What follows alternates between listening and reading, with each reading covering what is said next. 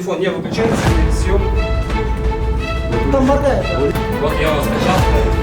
Защищали себя от реальной кибератак. Көпшілік білетіндей, дәл қазіргі уақытта тек қана Қазақстан емес, бүкіл әлемде кибер қауіпсіздік мәселесі ең бірінші мәселе болып отыр.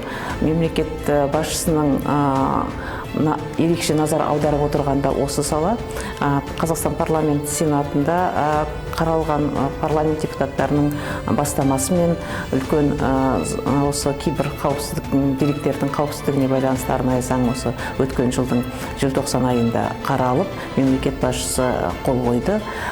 Осы заң шеңберінде жалпы еліміздегі кибер қауіпсіздік мәселесіне үлкен мүмкіндіктер жасалып отыр. Соның ішінде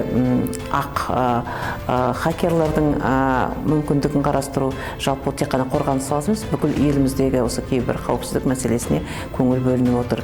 Бүгінгі біздің отырыс барысында дәл қорғаныс саласында сол кибер қауіпсіздік мәселелеріне қатысты ой бөлістік.